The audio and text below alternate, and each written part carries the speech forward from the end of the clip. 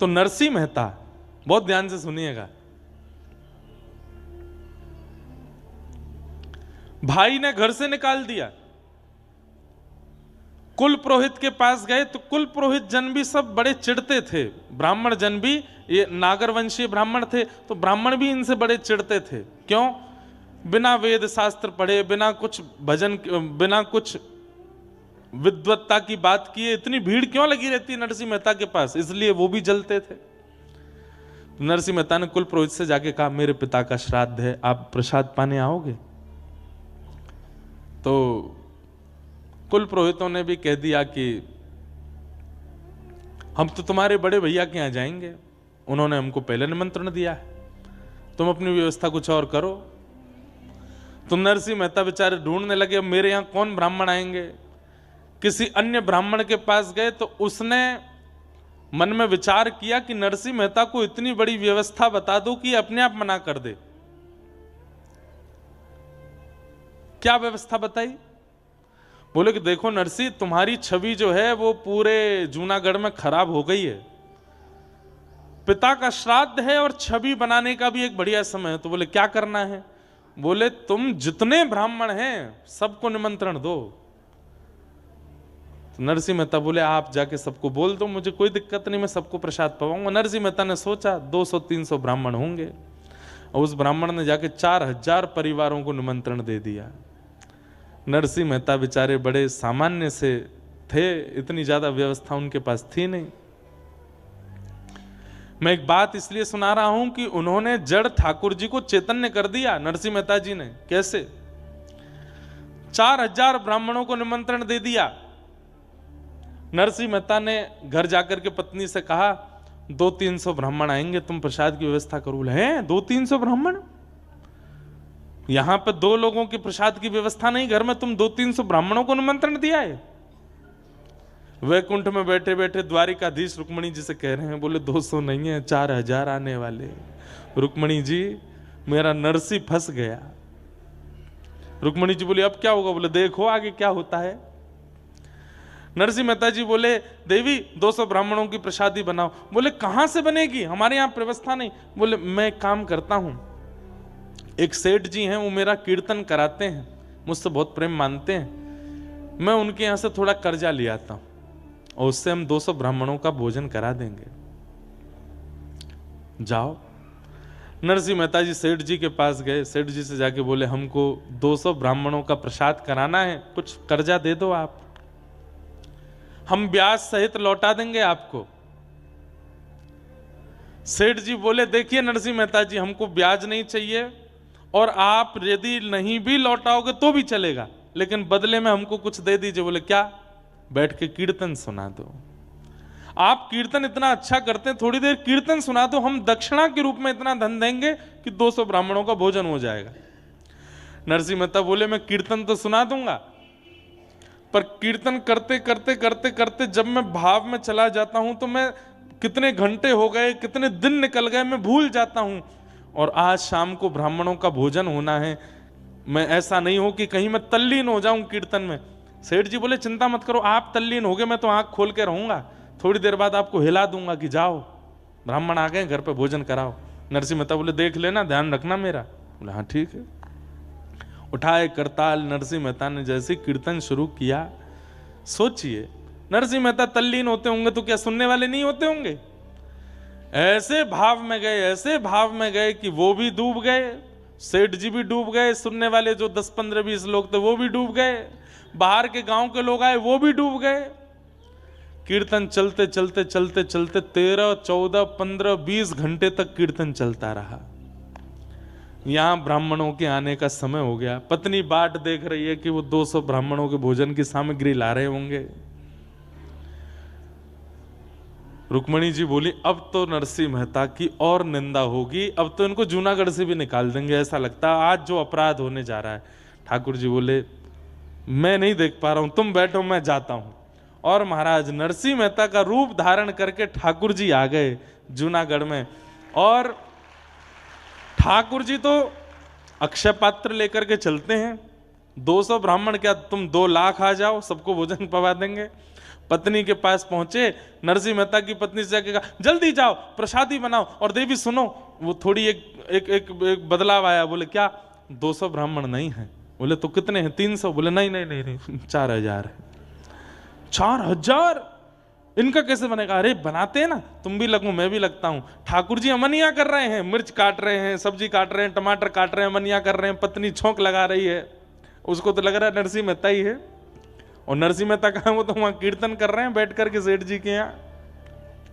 ठाकुर जी यहां पर सिर पर महाराज बांध करके कढ़ाई में लिए घी और सब प्रसादी बना रहे हैं। नरसिंह मेहता के पिताजी का श्राद्ध है, ठाकुर जी भोजन बना रहे हैं।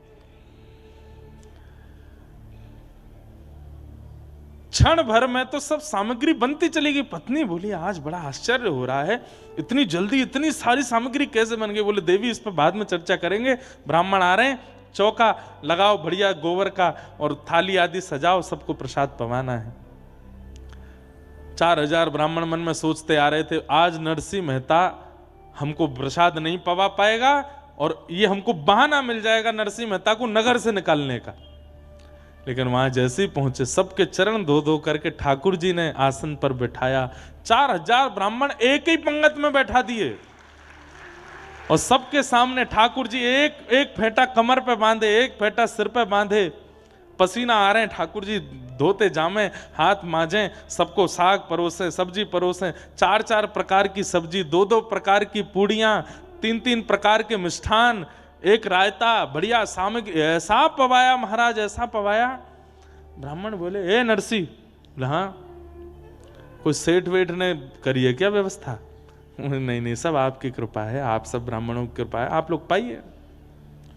प्रसाद पाकर के ब्राह्मण इतने तृप्त हो गए, इतने तृप्त हो गए कि मन से आशीष निकल रहा था लेकिन जलन थी ना मन में। बोले भैया भोजन तो बहुत अच्छा पवाया नरसिंह मेहता ने, लेकिन हम लोगों को इसको नगर निकाला करना है, भोजन से काम थोड़ी बनना है। अब तो दक्षिणा की बाड़ी है, कुछ नहीं दे पाएगा। 4000 ब्राह्मणों को क्या देगा? नरसिंह मेहता दौड़ करके भीतर गए। ठाकुर जी थे, नरसिंह मेहता थोड़ी थे। पत्नी से कहा देवी चलो दक्षिणा बांटें। बोले क्या देंगे दक्षिणा में? बोले सब व्यवस्था है, चिंता मत करो। एक बैलगाड़ी भरी रखी थी, कपड़ा हटाया, उस पर छोटी छोटी पोटलियां थी, पत्नी को देते जाओ। बोले तुम बांटती जाओ सबको। बोले इसमें है क्या? बोले कुछ नहीं है, तुम देते जाओ। पत्नी ने धीमे से पोटली खोल के देखी तो हर पोटली में 12-12 सोने की मोहर और 4000 ब्राह्मणों को बंटवाई।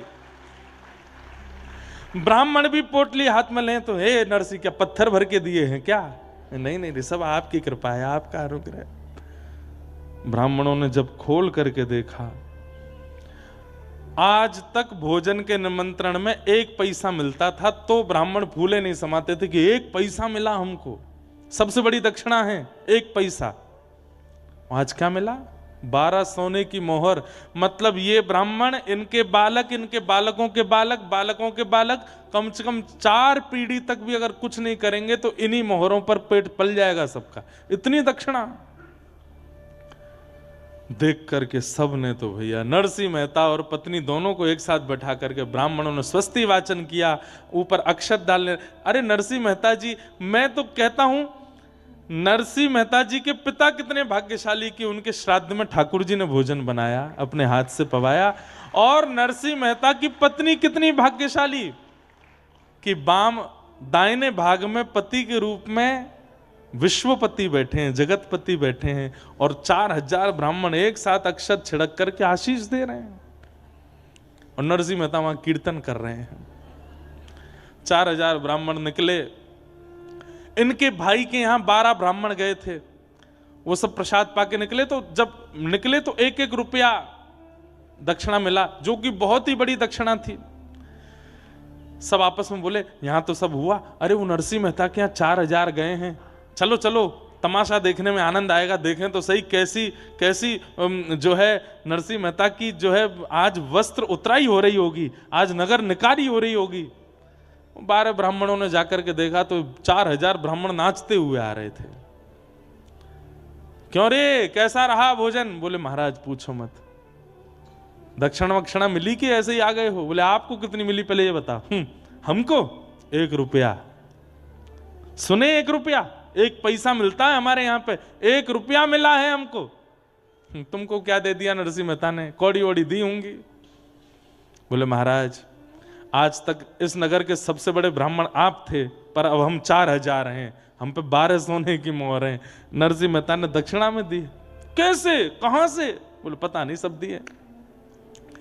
यहां सब ब्राह्मणों को प्रसाद पवाने के बाद ठाकुर जी बोले, देवी थक गए, हमारे तो कमर में दर्द हो गया, आप बैठिए ना, मैं प्रसाद पवाती हूँ। हाँ, सब ब्राह्मणों का हो गया, मैं पा लेता हूँ। ठाकुर जी बैठ कर के पाए, पा करके पत्नी बोलती जा रही है, थाली में ही छोड़ देना, मैं भी पाऊंगी फिर। बोले हाँ हाँ, खूब सारा पाए। ठाकुर जी बोले, अब देवी तुम बैठ के पाओ, मैं थोड़ा संध्या वंदन करके आता हूँ। पत्नी पाने के लिए बैठी, ठाकुर जी संध्या के बहाने सीधे द्वारिका चले गए वहां से। और वहां जाकर के ठाकुर जी ने सेठ जी के चित्त में जाके कही, अब तो उठ जा, उठा दे नरसी को। सेठ जी की आंख खुली, नरसी जी, नरसी जी। बोले जी क्षमा कर दीजिए, बहुत बड़ा अपराध हो गया। बोले क्या हो गया? बोले आपको कीर्तन करते करते बहुत समय हो गया, श्राद्ध। बोले कितने, 2-4 घंटे ज्यादा हुए? वो नहीं 24 घंटे हो गए। नरसिंह मेहता बोले, अब तो जाने से कोई फायदा नहीं, आप ही चले जाना, मेरी पत्नी कहाँ है उसको ढूंढ के भेज देना, ब्राह्मणों ने बहुत बुरा हाल किया होगा, घर वर जला दिए होंगे हमारे। तो सेठ जी बोले, मैं संग चलता हूं ना, एक बार चल के देख लें क्या है। धीमे धीमे डर डर के नरसिंह मेहता अपने घर जा रहे हैं।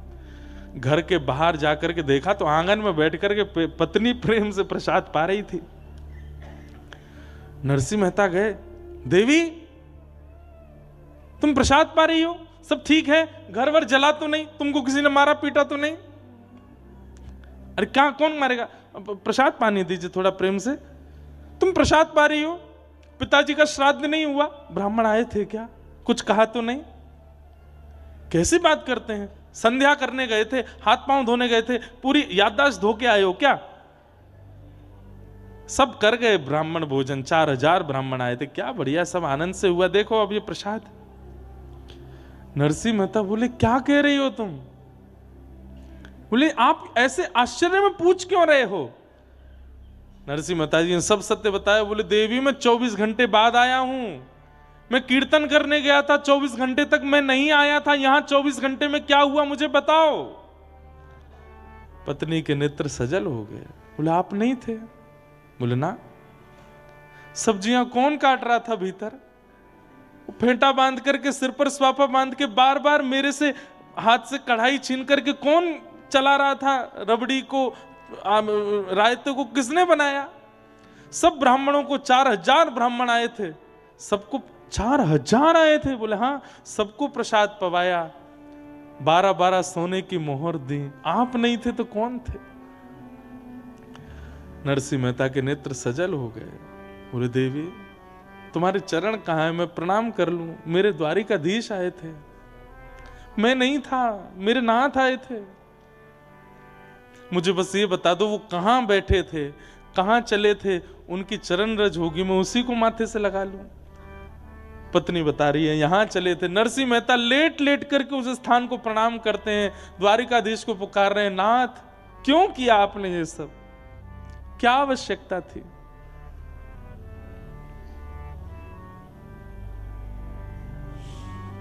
अद्भुत हैं ठाकुर जी। नरसिंह मेहता के सब भाव करके गए।